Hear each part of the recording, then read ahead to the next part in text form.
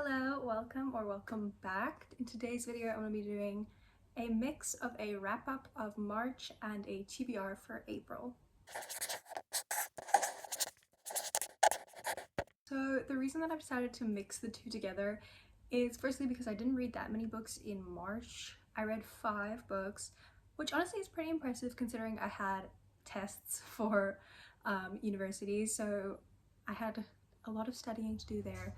But I did manage to get through 5 books, well, 4 books and 1 novella, and I just thought I'd also combine it with my April TBR just to make a little bit of a longer video.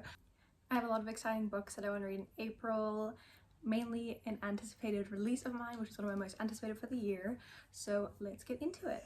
Starting with the 5 books that I read in March, I had a really bad reading month in March. I think my highest rated book is like a 3.75. It was rough out here. Okay, so we started off with a pretty good book for the month. I started out with Daydream by Hannah Grace. So this is the 3rd book in the, what is the, like, is it 𝓀𝓭𝓪𝓬𝓴, that series. So this book follows Henry and Haley, I believe their names are. I kind of forgot.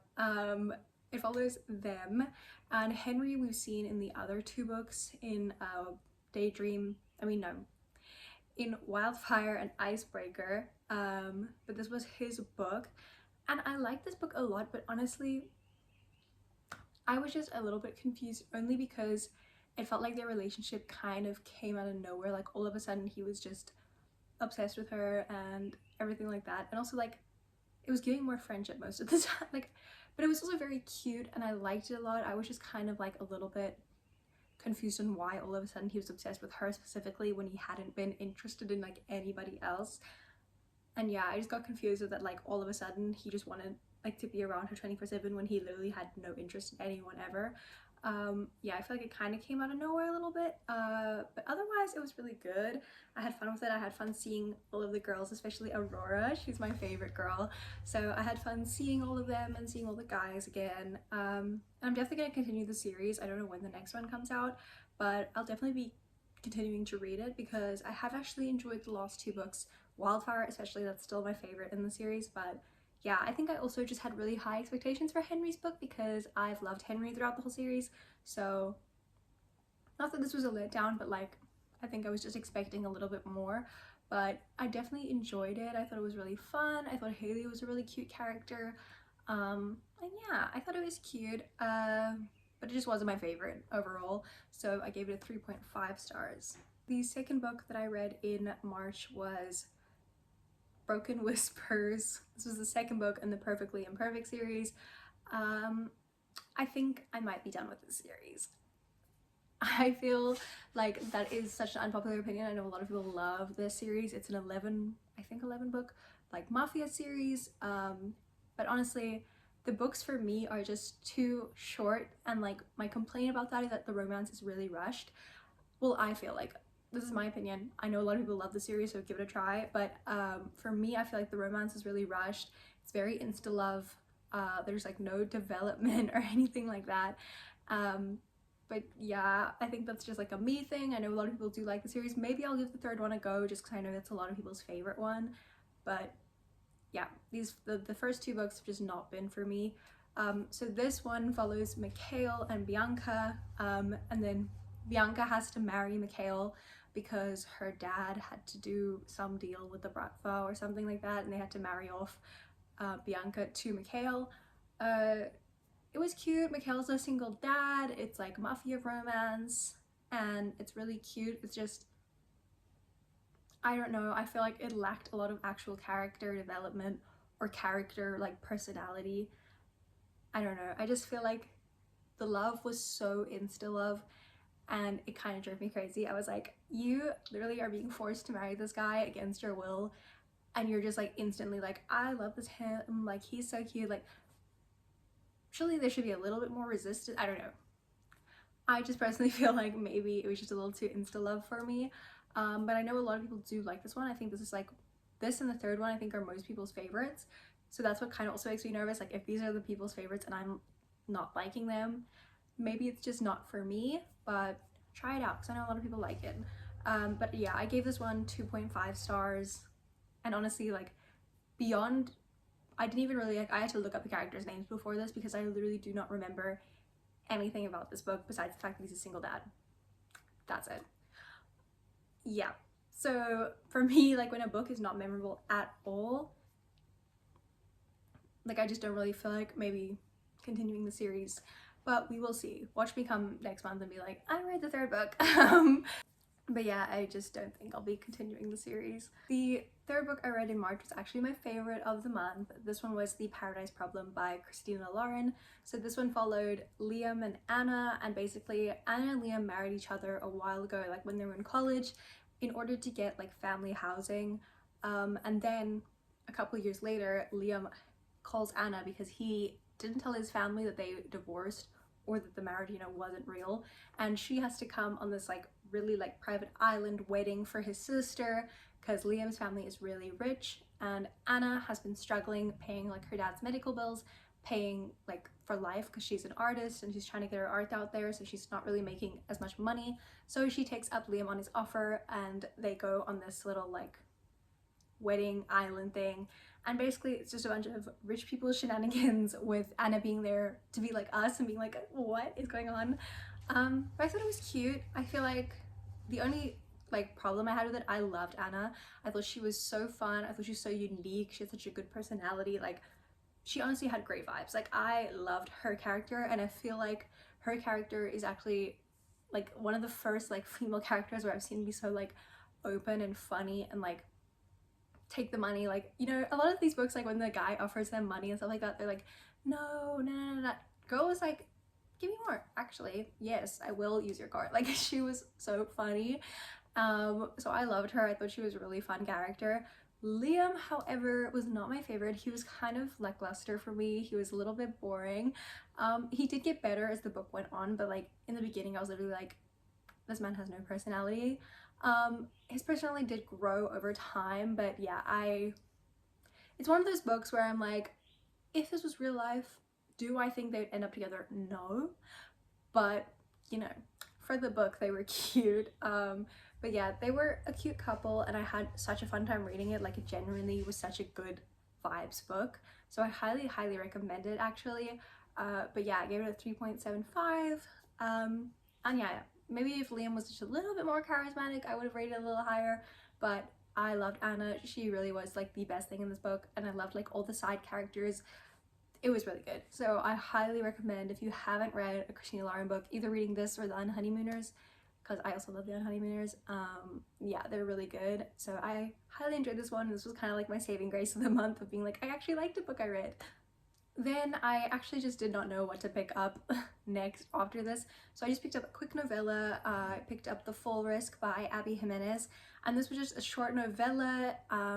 It followed like these two characters who were basically, their apartment that they lived in, like they lived in like a little apartment like facing opposite each other, and then one day the stairs were just gone because they like building people took down the wrong stairs, so they had to like wait the weekend out basically.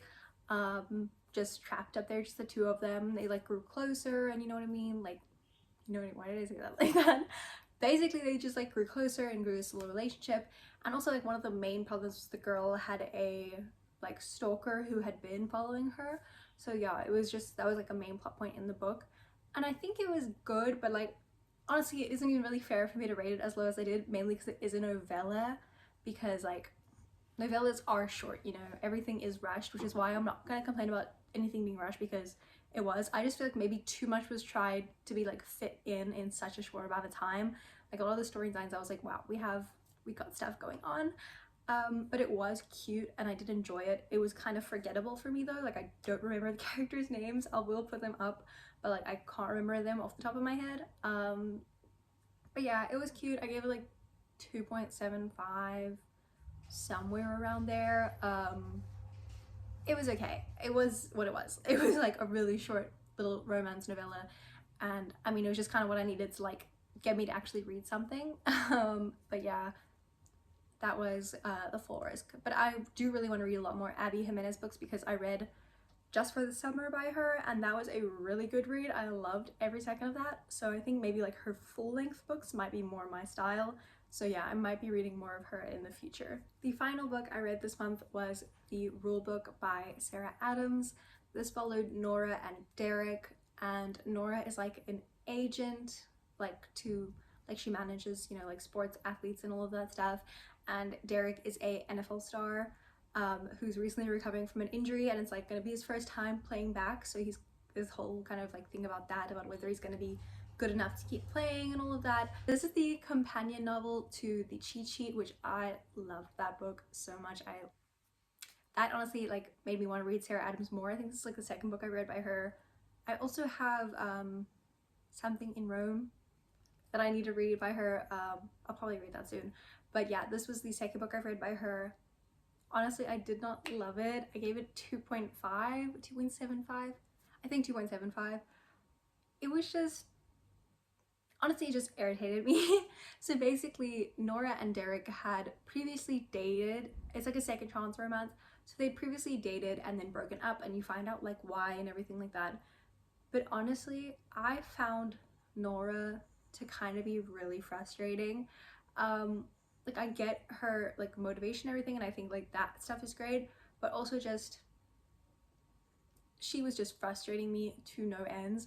First of all, she's like his agent. I feel like they only really got into that like at the end, like her actually doing anything for his career, and the whole time it was just like this whole thing of like they both like each other, but they both don't want to date, and she doesn't want to date him, and like but she wants him, and I'm like, this book could have been 10 pages of you guys just having a conversation and then, you know, get together. So yeah, it really frustrated me. Derek also kind of frustrated me with that, just because it's like, just tell her. They both were like, I don't want to tell the other that I like them, but like it's so obvious. It just frustrated me like to no ends, and I found them kind of annoying. It was fun to see like the other characters from the book come back, but no, it was so frustrating. Yeah, I didn't love it. But you know, I'm still gonna give Sarah Adams a shot though, because see my dog's tail. I'm still gonna give Sarah Adams a shot because I feel like I will probably like her other books. This one just personally wasn't for me. But I also don't like second chance romance. I cannot think of one second chance romance I've actually liked, so that could be the reason why. But yeah, it was not for me personally. So now to get into the books that I'm going to be reading in April, my April TBR. I have like a couple on here, so it might be a little ambitious that I'm gonna get to them all, but this is what I'd like to read. So starting off with the books that I'm currently like in the middle of reading. The first one is Saving Six by Chloe Walsh. This is the third book in the Boys of Tommen series. This one is about Joey and Aoife, I think is how you pronounce her name. Joey is Shannon's brother from the first and second book, and then Aoife is the girl in this book. And this was like set before the events of Keeping 13 and Binding 13 and Keeping 13. So yeah, I'm reading this currently. I'm like, where am I? That far? You see that? Yeah, I'm like that far into it. I'm liking it so far.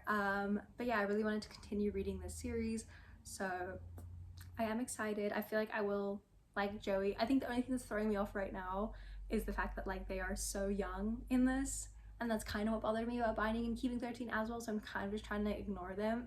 So I feel like I might like it better because I believe that the next book is set later on, like set in like after they're 18 and everything like that.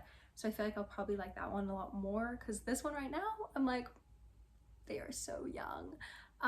But yeah, so this is Saving Six. And then I would also like to read Redeeming Six by Chloe Walsh, the fourth book. So this is like the continuation of Saving Six. Yeah, like I said, I'll probably enjoy this one a lot more because I believe in this one is set after Keeping 13, but like set after that, like immediately after, or maybe during. I'm not entirely sure how it all works. But I believe like he'll be overage in this, like he will not be like a minor, which I feel like will make me a lot less uncomfy. So yeah, I'm excited to read these two, and I really want to get these like done in April because I really want to just like be able to watch all of the TikToks and understand everything, and then I just need to go and get and read Taming 7. But I feel like that's more of a May thing, you know? So these are the ones that I really want to read in April. And then I'm also currently in the middle of reading Off to the Races, which is the first book in the 𝓀𝓪𝓬𝓵 series. This is like a cowboy romance. The guy in this book, I'll put his name here because I genuinely cannot remember. He is like took over the farm, I believe, like from his grandfather who just passed away, and there's like a whole scandal going on. So he like fires everybody in the ranch and like is hiring like new people to come and train like the horses and stuff like that. And then Billy is the girl, and then she comes as one of the trainers. I'm like, I think like 20% of the way into this one, and I am liking it so far. But yeah, did I say it's by Elsie Silver? It's by Elsie Silver, like the Chestnut Springs series, Elsie Silver. So yeah, I just want to read this because honestly I really like the idea of cowboy romances and I want to read more of them. So yeah, I'm currently in the middle of this, so I will probably finish this one quite early on in the month. But yeah, that is definitely a book that I will be finishing, and then I might read the second one. We'll see how the month goes and if I like this one. And then sticking with the Elsie Silver theme, I need to read Powerless by Elsie Silver. This is the third book in the Chestnut Springs series. I loved the first two, and I feel like this one is even like some people's favorite above those two. This one is Jasper and Sloane, I believe.